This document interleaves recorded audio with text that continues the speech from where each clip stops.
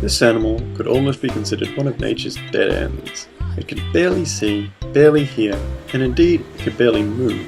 Yes, it's a sloth.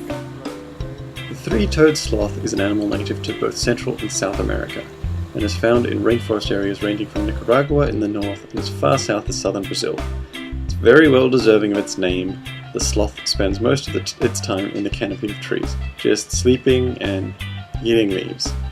These leaves are so low in nutrients that sloths end up spending most of their time just digesting them. The most a sloth will usually move is when it comes down from its tree once a week for a poo.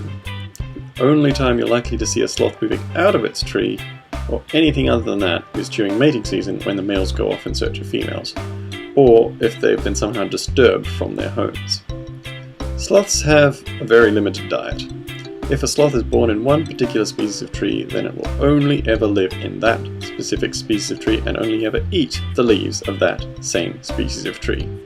However, its neighbour, born in a different species of tree, will only ever eat that species of tree, even if they're the same species of sloth. So this means you can often get multiple sloths living within the same small area, but because they feed on different trees, they don't compete for food.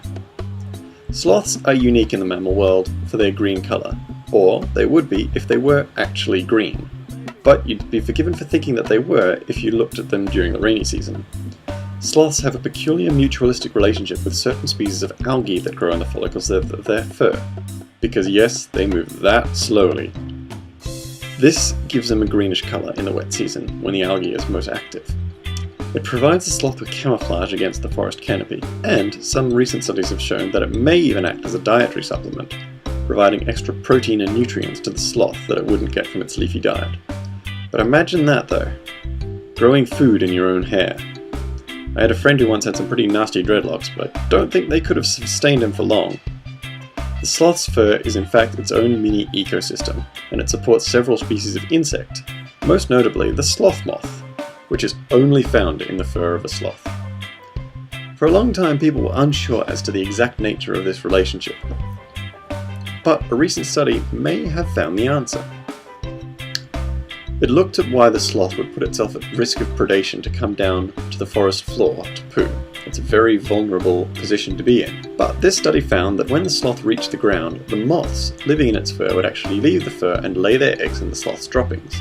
The adult moths then return to the sloth's fur where they live, die, and eventually decompose. These dead moths then go on to feed the algae. So, by defecating on the ground, the sloth fuels the life cycle of the moth, which in turn feeds the algae in its fur, which helps feed and hide the sloth. It's mutualism at work. Yes, sloths take the whole eat local thing to the extreme. Three-toed sloths are listed as being of least concern by the IUCN. However, they're still at risk from habitat destruction and the encroachment of human civilization. Nonetheless, they're still pretty common throughout the rainforests of Central and South America, and if you spend enough time there, you don't have to be quick to catch a glimpse of one of these most laid-back, yet remarkable animals in nature.